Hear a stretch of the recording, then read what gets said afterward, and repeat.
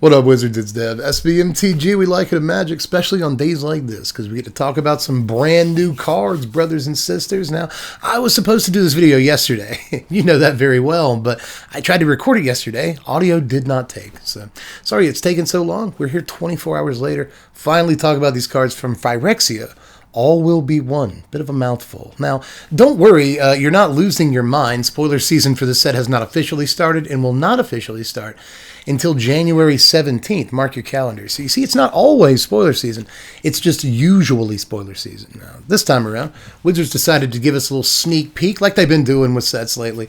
And we didn't get to see much, but we got like 5 cards to look at. Some of these are kind of cool, and we got an intriguing little mystery to talk about after we get into the cards. But you clicked, I assume, for the cards. So let's go ahead and talk about that. Let's go ahead and jump into this hill of pickles with Kadeen, first Goldwarden here. It calls Boros colors, red and white, for a 2/2 legendary human rebel, hey, with trample. And whenever Kadeen, first Goldwarden, attacks, it gets +X until end of turn, where X is the number of equipped creatures that you control. Then, if Kadeen's power is 4 or greater, you draw a card. Aptly named because JK is a bit of a joke. Not the worst looking card in the world. You know, maybe if you throw a 3-drop equipment down or like a 2-drop that you can go ahead and immediately equip to him on turn 3. He swings for 4 and you draw a card. Yeah, he gives himself the bonus. I mean, there's some cool things about it, but I don't know. I just haven't had the best history with red-white equipments. I thought it was going to be a really good deck when we had like Core Blade Master in Standard. Still not a great deck, so I don't think this guy's going to really do much for the archetype, especially now that we don't have half the really good cards for it. But I missed yesterday this guy was a Rebel. That's kind of cool. Rebel reference from like the Mercadian Mass block. It's 20 years later. I wonder if we'll get Rebels again. If we'll get Rebels and Mercenaries. That would... I guess that'd be a cool callback. It would be weird in the Phyrexia set to reference a mechanic from Masks. I don't know. Maybe not. But still, cool. I guess decent creature type we haven't seen in a while. But still, Boros Equipment guy doesn't usually excite me that much. And this guy's no different. Although he is a nice little bear. He's got trample. Didn't have to have trample. They just slapped that on him. It's usually a better ability than we give it credit for. So, like, maybe... but I'm still going to say, like, probably not. Let's keep it pushing and look at our next card, which I'm really excited to finally get a version of in the Magic universe. Ladies and gentlemen, it's Strong Bad. Is it not Strong Bad? Oh, okay. Apparently the name of the card is Slobad. I thought we were doing like a Universes Beyond, the Secret Lair, Homestar Runner thing. Is that not it? That's disappointing. I guess we'll actually look at the real card now and not make some dumb joke that only like people in their mid-30s are going to get. Let's look at Slobad, Iron Goblin. This card, believe it or not, this card also has a reference that only people in their mid-30s are going to get, but let's look at the actual card real quick. It's 3 mana, 2 and a red for a 3/3 legendary Phyrexian Goblin Artificer. Now you can tap this and sack an artifact to add an amount of red equal to the sacrifice artifact's mana value. But you can only spend that mana to cast artifacts or activate abilities of artifacts. So you can tap him for potentially a buttload of mana, but the mana he gives you is harder to spend than like Power Stone mana, which is kind of, yeah, Ziggy doesn't much care for it either. And by the way, the reference that I was talking about that you have to be old to get is that he's apparently made out of parts from Bosch Iron Golem, which is very sad. If you get the reference, it's terribly sad. And so is the fact that Bosch had to die for kind of a mediocre dude. Sorry. I mean, maybe in Commander. There's some really cool stuff you can do with this, either in the 99 or as your buddy. Himself, that's what I like to call your Commander. Your buddy. As your buddy, this guy's pretty good in Commander. But I imagine in Standard, there's really not much for him to do. He competes with like Fable, the Mirror Breaker in the 3-drop slot. And it's kind of a big... There's a bunch of other really good 3-drops too that kind of help push this out of contention. But I imagine if you do get to tap it for a few minutes, you play a 2-drop artifact, right? You play this on 3, sacrifice the 2-drop artifact on 4, you potentially have 6 mana, maybe cast like a big old artifact or something. Maybe there's things you could potentially do with that. Like I could see a situation where you sacrifice a Portal to Phyrexia to cast a Portal Phyrexia. Maybe, but ultimately I'm just not like too sure about this man here. But up next, oh my god, is that BTS over there? Actually, no, I'm sorry. I apologize, I was mistaken. It's actually BST. This is Blue Sun's Twilight. Not to be confused with Blue Sun Zenith, which actually has, from what I can tell, nothing to do with this card at all. So that's a little bit weird. But Blue Sun's Twilight is 2 blue and X for a sorcery. Gain control of target creature with mana value X or less. If X is 5 or more, create a token that's a copy of that creature. pretty fine looking, but I'm not sure how good it actually is. I mean, Invoke the Winds doesn't see any play right now, but it is like marginally harder to cast than this. It costs a lot of blue to be casting that card. It only costs a couple of blue to cast this card, but you still have to be pretty heavy blue in your deck to cast this thing, and I'm just not sure that you actually want to. I mean, if you grab a 5-drop with it, you get to copy it, and there's a 5-drop creatures tend to be decent. Copy a Workshop War Chief that you steal with this. I think you feel pretty good about that. So there's that, but ultimately, I'm just not sure how great it is. Like 9 mana to snatch and copy a Titan of Industry, you're going to feel really good about yourself. But up to that point, it's just going to sit in your hand. Your opponent ramped into or reanimated the Titan of Industry on turn 4, and then you had to sit there and somehow survive Titan until you were able to cast this and grab it. It's just not going to happen most of the time. I mean, I'm just not. I tend to actually really like Thief spells, and I especially like Thief spells that aren't auras. Let me get Control Magic, Binding Grasp, us boomers remember cards like that. And one of the downsides tends to be that those cards are enchantments. They can be broken off by disenchant effects and stuff. Of spells like this, however, can't. So typically they're much better than auras. That said, Grafted Identity, the tiny amount of play Grafted Identity has seen in this format so far, since it's been around, has been in Storm the Festival decks, because it can hit off of Storm the Festival, whereas a card like this can't do that. So normally, spells are better than enchantments when it comes to stealing opponents' creatures, but, as we've seen, depending on the meta, that dynamic can get flipped. But at this point, I'm just battling. I just really want to like this card because I like Thief effects, but it doesn't blow me away. And if I'm being honest, neither does Koth, Fire of Resistance. This is 4 mana, 2 and 2 red for a 4 loyalty legendary Koth Planeswalker. Now you can +2 Koth to search your library for a basic mountain, reveal it, put it in your hand, and then shuffle. You can also -3 Koth to have Koth, Fire of Resistance deal damage to target creature equal to the number of mountains that you control. You can also -7 Koth to get an emblem with whenever a mountain enters the battlefield under your control, this emblem deals 4 damage to any target. I very badly want to like this. I really do. It sounds like I'm pooping on like every single card, but I'm just trying to be as objective as possible. I think there's things you can get excited for about like all the cards we've seen so far, while still understanding their limits. It's a diplomatic way of putting it, right? And Koth is just not, it's not great. Yeah, Ziggy agrees over there. You can hear him. Actually, I think he wants out. So hold on. Let me let the cat out. I'm back. And upon further reflection, I feel bad for calling him the cat. He has a name. His name is Ziggy. I respect him. But anyway, let's talk about back to Koth, I guess. There's a few things I don't love about this. I think I've made that clear in what short time I've talked about him already. If you're going to play a 4 mana red Planeswalker in Standard, just play Jaya. It looks like way better than this in most situations. I mean, I guess... Okay, let's advocate. Let's advocate for him. Let's try that instead. I guess that you'll get a 4 mana, 6 loyalty Planeswalker the turn that you play him. And that's sort of uncommon to see, so that's kind of good. Guarantees that you hit your 5-drop next turn, so burn down the house, which won't kill him, theoretically, if your opponent doesn't kill him, or get him below 5 loyalty. But even if they do, you can just +2 him and go grab another mountain, and then cast burn down the house, and it probably won't kill him. So I guess that's something.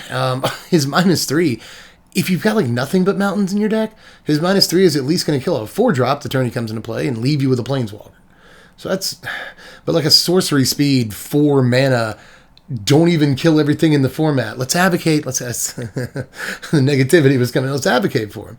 He's going to kill most things on curve when he comes down. Although if your opponent's on the play and they play Shieldred and you play this and you play your 4th mountain and you try to kill Shieldred, you're not going to be able to do it. And I guess that's lame. Let's advocate. I keep bringing up the negative stuff. While I'm on the negative stuff, can't stop myself, can I? But while I'm on it, let's also point out that this doesn't kill Planeswalkers. I wish. It doesn't have to say, it didn't have to say players. The -3 does not have to say players. I'm fine if it doesn't, but it sucks that it can't also target Planeswalkers. But that said, the -3 is like a perfectly serviceable removal ability, and it gets pretty good later on in the game too, where it kills pretty much anything, so that's good. And then the ultimate is good. I think the ultimate is fine. Especially if he can stick around after the ultimate on like 1 loyalty or something, and then +2 every turn after that, then like always guarantee that you get a mountain and just like 4 your opponent every turn. Like, I don't know. It seems fine, but probably not good. Probably not good enough. If you're playing mid range, play Jaya. If you're playing aggro, play Raiju, and that's about it with Koth. I want the card to be okay. I have good associations with Koth.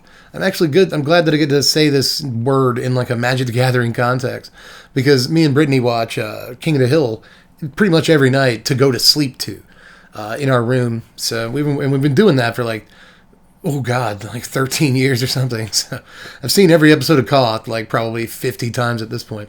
But that's usually how I say Koth. I mean King of the Hill when I say Koth. But now I get to go back to saying it in a Magic context, which is kind of nice. But that's basically the highest praise I can give Koth. So let's move on. If that's even praise. Let's move on to the next to last card. But now we're getting into some really good stuff. And this one we know for a fact is a good card. Let's look at Phyrexian Obliterator, a reprint and a pretty big one. This card is anywhere between $30 and $40, depending on if you're getting it from Masters 25 or the original set. So let's take a look at Obliterator. This is 4 black mana for a 5/5 creature. It's a Phyrexian horror, and it has trample. Whenever a source deals damage to Obliterator, that source's controller sacrifices that many permanents. It's kind of hard not to do an evil little laugh when you read this card, especially after so long. I hadn't read this card in a minute. This card is a beast. If you don't think this card is like halfway decent, then you either haven't played against it, or you haven't played against it. That's probably it. That's probably the only reason, is maybe you weren't around back then. One of the big reasons why this card isn't currently just like destroying Modern in some ways, it's because like Dismember exists in Modern, but everything we know about the upcoming Standard Dismember does not exist. Which is a big check on this card. But maybe they'll reprint Dismember. It's entirely possible. Which would really help. There's like nothing red decks can do about it. There's nothing green decks can really do about it, especially if they want to play like fight effects. That said, it works really well with your own fight effects. If you just want to play like this in the same deck with like Bushwhack or something like that.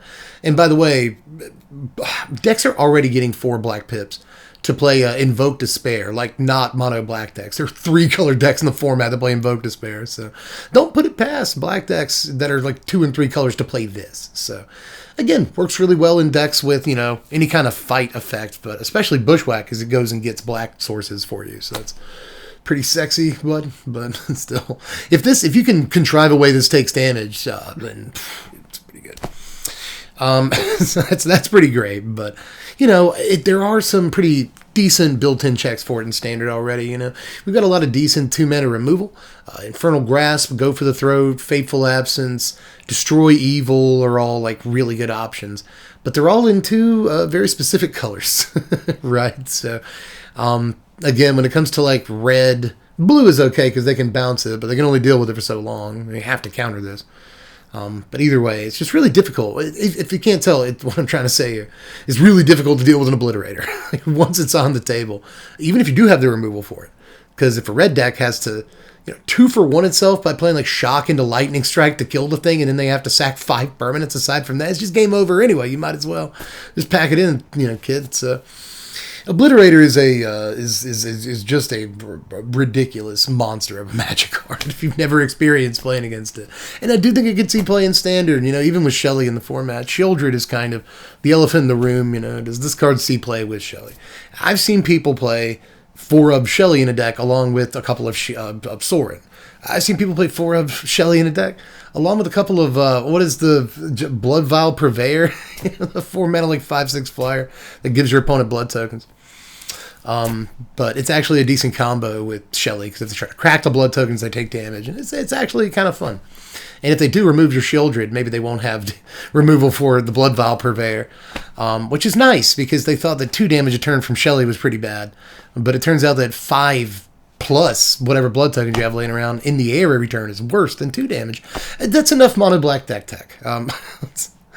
All I'm saying is I've seen people play 4 drops that aren't named Shieldred the Apocalypse in their mono black deck, and once Obliterator hits the streets, there's basically no better option aside from Shieldred herself to play in that slot in your mono black deck. So not only does mono black appear to be getting stronger, it's just like ridiculous, but they get freaking Phyrexian Obliterator. And I think that it's probably worth playing a split if 3 of Shieldred, 2 or 3 Phyrexian Obliterator, or maybe even more. I mean, there are plenty of standard decks that play like 8, 9, 10 4-drops. It's a really important slot on the curve. There's a lot of power right now at the 4-drop slot. So I wouldn't be surprised to see 4 Shieldred, 4 Obliterator. Screw it.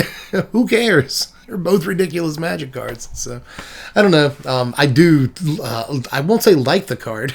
I don't know if I'll go that far, but I will acknowledge that the card is immensely powerful. Let's get on to the last card of the day, and the one that has like 12, 25 different versions, something like that. Let's look at Elesh Norn, Mother of Machines. This is 5 mana. 4 and a white for 4/7. That is okay. Legendary creature, Phyrexian Obliterator with Vigilance. If a permanent entering the battlefield causes a triggered ability of a permanent you control to trigger, stop me if you've heard this one. That ability triggers an additional time.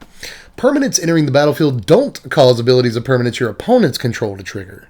Now, just like I said the last time I saw your grandma, I missed that booty. Now, 4/7 is a hell of a stat line. I'm sorry, by the way. But 11 in stats effectively for 5 mana is a pretty good deal in and of itself. But the real question is the card good enough for standard play? Now, I think that there's questions beyond that. Is the card good enough for commander play? Yes. Is the card good for CEDH play? Well, I've seen plenty of people give impassioned reasons why they do believe this card is worth seeing play in the sort of competitive commander environment. But beyond those things, I'm kind of here to like analyze the card for standard. Sort of what I do.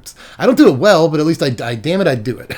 Right. So let's talk about that. I think the card is probably worth playing in standard. Yes, is the short answer. For one, I think it's pretty hot in those Portal to Phyrexia decks that are already largely white because they play Invoke Justice. They have to hit a lot of white pips, right? So, might as well play this thing, right? And when you do get your Portal to Phyrexia, and you have this out, then Elesh Norn doubles up. It basically makes him sacrifice 6 guys, which is game over if the portal wasn't already game over in the first place. And then everything that your portal reanimates, if that has an ETB trigger, then suddenly you get a double ETB trigger, which is sexy. It's very good. Plus, all the things in like the basic mono white deck that deck already plays, and that is a good deck, by the way, just benefit from Elesh Norn's presence. Now, this does compete with some stuff in the 5-drop slot. It competes with Elspeth, which you see in the deck, and it competes with AO, which you do see in that deck sometimes. So I'm not super convinced that this is what you want to be doing, but I should also note that the mono white deck, and for that matter, the red-white deck or the Naya Reanimator deck, like all of these play a bunch of ETB effects stuff, They play like Spirited Companion, the 2-drop dog that draws you a card, all the way up to like Sanctuary Warden, which has, the enter the battlefield triggers that can draw you cards and like make dudes and stuff like that. All that's pretty good. Aside from that, there's like Ambitious Farmhand, which can draw you cards and sees a good bit of play in those decks.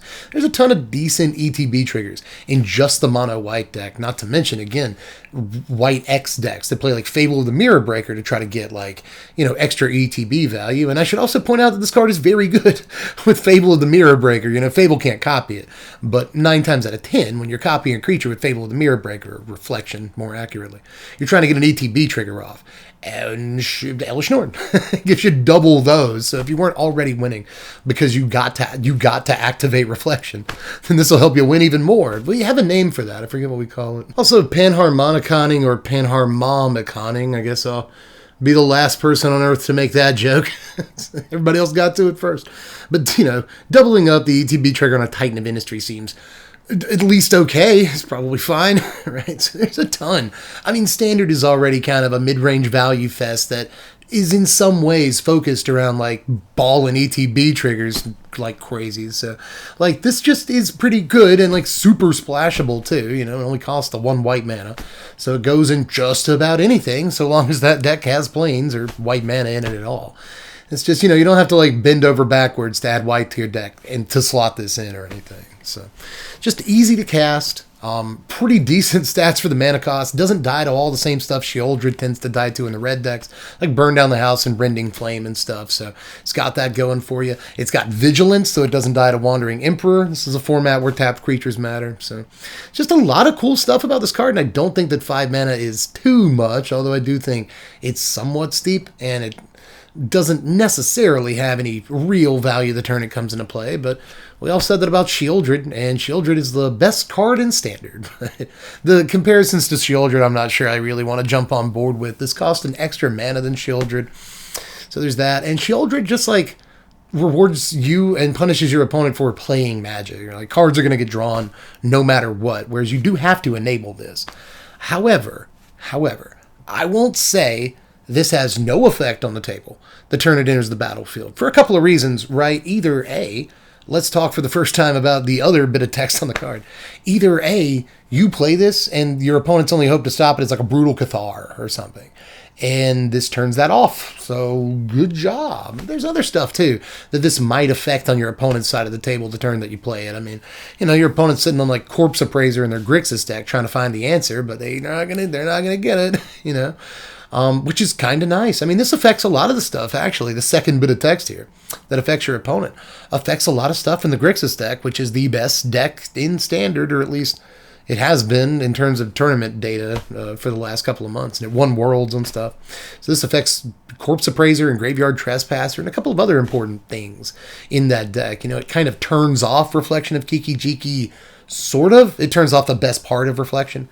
And Reflection's like the best card in that deck next to Shieldred. So, you know, I think this could actually affect the Grixis deck a pretty good bit. Among a bunch of other decks, you know, like maybe you get this down and your opponent's whole next turn was going to be resolving Titan of Industry. Well, you know, they still get a 7/7 trample reach, but they don't get anything else out of the deal. And usually they need to get something else out of the deal. So, you know, that could also really affect the game state, basically the same turn cycle that this comes down, which is important. Aside from that, though, this could affect the game state the turn it comes down the same turn you play it on your turn, you know?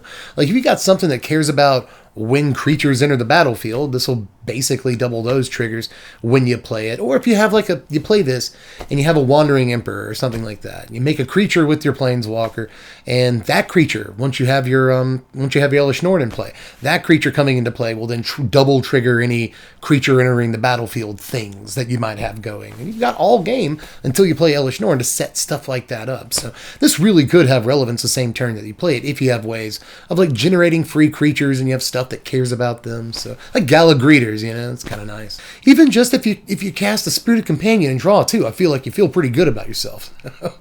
I like this card a good bit. Remember that a 4/7 Vigilance is just kind of good by itself. It can almost consequence-free attack on like any board, and it blocks damn near anything on the ground too, while still getting to attack, and that's kind of important. It doesn't have the inevitability that Shieldred has, but it's not bad either. So I actually really like this. I think it is destined to see some amount of Standard play. We got one more thing to get to in this video here, and that is what Planeswalkers gon' be completed. Go watch the Spice 8 Rag video. I feel like I'm always recommending Spice 8 Rag videos to you on this channel. I'm just a funnel to his channel at this point, but he's the best of us. He is the best and most pure of us. So go watch that video, because it's a pretty good time to watch it again, because we know for a fact that there are going to be 10 Planeswalkers in this set here to take on the Phyrexians, but we also know that 5 of them, half of them, are going to end up completed by the end of stuff. So let's do some speculating. Now, here are all the Planeswalkers that are going to be in this set right here on screen. We got Jace, Kaito, Kaya, Koth, Luca, Nahiri, Nissa, Tyvar Kell, Vraska, and the Wanderer. There's a going theory, and I should tell you this one because I'm fascinated with it, that Wizards has actually already spoiled who's going to be completed here with this card from the new Alchemy set, Assemble the Team. This depicts Tyvar Kell, Kaya, the Wanderer, Vraska, and Nissa all going in as the first wave of attackers against the Phyrexians. And to me, that means it's somewhat likely that they're the ones that are going to get completed. Right? I mean, the first wave is always the one in the greatest danger of getting completed. Now, might not be all of them. It might be like 3 of them or something like that. But something really fun that kind of feeds into this theory that a lot of people have noticed and pointed out on the internet. In case you haven't heard this, we've already seen what colors both commander decks from this set are going to be. The good guys, the Resistance deck is Boros. It's red and white, right? The bad guys, the Phyrexian deck, the commander deck this time around, it's Abzan colors. Take a look at these 5 walkers and tell me what colors they represent. It's black, white, green. It's Abzan colors. So that's that's a fun theory. If Nissa gets completed, I might actually get upset. I think that some of these from the first strike team will probably get completed, but I think it's somewhat unlikely that like all 5 of them do. I think like 3 of them get completed and 2 of them make it back safe, or maybe another one dies. They haven't told us if any of these are going to die yet, right? So I'm not sure one way or the other, but I think that it's somewhat likely that some number of these, as a result of being the strike team, will get completed. So from these, I'll have to say, I'll go on a limb and be one of the very few people to try to cash in on Jace. Jace gets completed. Probably not. Probably not, if I'm being serious, but screw it. I'll throw him in. Jace, Nissa, Kaito, Vraska, and Tyvarkel. That's it. Jace, Nissa, Kaito, Vraska, Tyvarkel. If I was making this prediction a little bit more seriously, I probably wouldn't make this prediction the way I have. But that's who I've gone for here. Remember it forever. I will not be correct. Just let me know how you felt about all the goings on and stuff here today. I'm glad I could finally put this video out for you. I care about you, and you deserve good YouTube videos. And you choose to watch me anyway. Zinger against myself. But I appreciate that. I really do. But I guess I'm done for this one. Just do all the YouTube stuff on your way out. Before you hit the lights, make sure you like the video. Sub if you haven't done that yet for all the spoiler content when it happens.